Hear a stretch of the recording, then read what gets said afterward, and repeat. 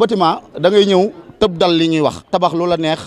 état seetaan la mu xëy daanu ci ay nit ñu ñàkk seen i bakkan mais oto boo ko tegul ci yoon ba pneu yi baaxul ba nga accidenté balaa rey kenn yow lay njëkk a rey mais nag lii da ngay rey ay nit. mais bâtiment yi nga xam ne si màggat na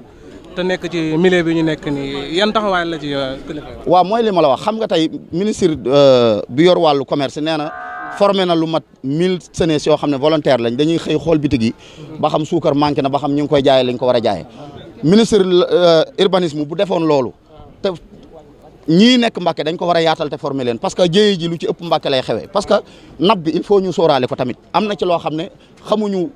ñii tabax ñoo amul xam-xam wala airpilis nangam yi nga xam ne dafa xew Touba parce que Touba location bi aussi dafa commencé rentable ndax tey ay appartement mi ngi dem ci 250 000 225 000 moo tax même ñi fi dëkk ak ñi fi dëkkul ak ñi fu nekk nit dafay jóge ñëw di investir bu loolu amee nag service yi nga xam ne moo fi nekkal état ñoo war a déclencher seen bopp wut ay volonté yu dugg ci dëkk bi ku ne cepp di tabax li nga war a njëkk a def mooy nga am autorisation ba pare autorisation bala nga koo am war ngaa am nu mu tuddati plan béton armé war ngaa am la mu làmboo loolu boo ko amut tey kenn wërta taxaw di gas lii tax nga war a gas R+1 nanga wala R+1 donc da nga war a am jumtuwaay yi nga xam ne état la koy jox boo ko jëliwut ca état ba def ko état moo la war a fekk teg la ay daan man daal li ma ci jàngat mooy responsabilité état moo taxaw. mu mel ne fi ñu nekk nii napp bi dañ ko fee nemmeeku at yi yan taxawaay la ñu war a am ci tabax bi xeet yi. waaw xam nga napp bi dafa compliqué napp bi moom du mbir moo xam ne mbirum weer la wala ñaari weer wala ñetti weer parce que il faut ñu xam ne Touba dafa am napp ba pare lu mat 42 forages ñi ngi fi ñu tabax ko jamonoy Sëñ Fallu wala lu ko jiitu.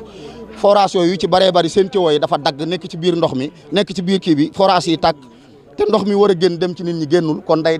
dugg ci biir suuf si loolu li gën a yaatal nab bi ci la bokk parce que tey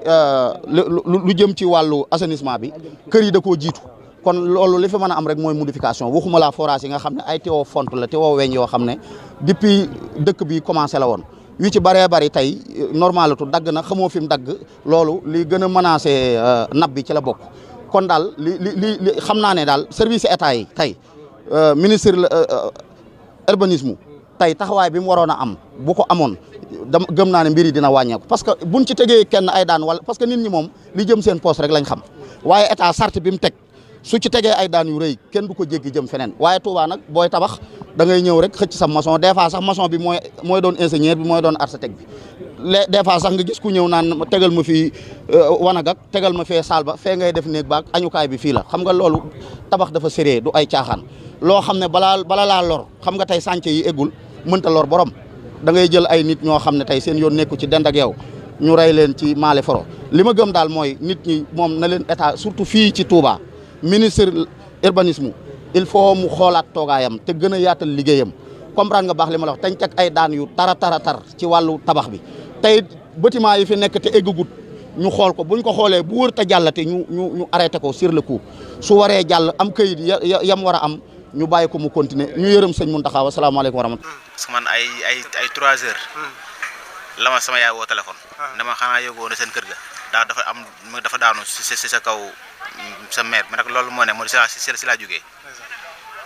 ba mu jógee daal di ñëw fekk sappoor nag ñëw na. bu ñëwee moom def nañ seen liñ mën parce que dañuy yoxe egsi waaw. yow daa nga ñëw ci kër gi. kër gi chaque jour maa ngi fi naka la demee woon boo mësaa ñëw ci kër gi. waaw ndax bàyyi woon ngeen xel ci bis dana ñëw mu daanu. non loolu moom bàyyi nga xel moom.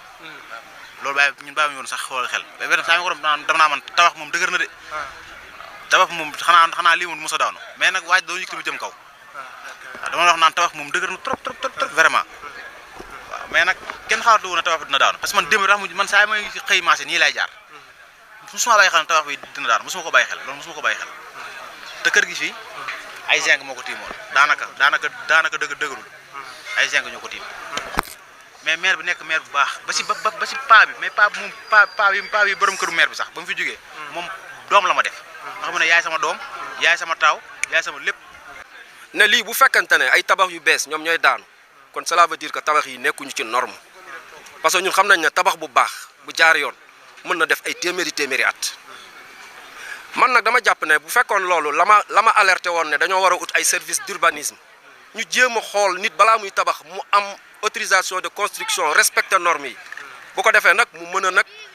lii bañ a am waaye bu fekkante ne loolu keroog alerté naa ko te man dëkk bi ni ma ko gisee nii muy doxee dafa mel ne dafa nekk ville ba pare di continuer di doxinu village dëkk bi dafa war a am ay service compétents yi nga xam ne population bi mënuñu koo ñàkk nga xam ne norme yooyu ak vérification yooyu ñu mun koy teel a xam mais lii man li ma gis léegi ñi ngi ci danger parce que fii tabax yi fi jaarul yoon bari na bu fekkante ne nag nit day tabax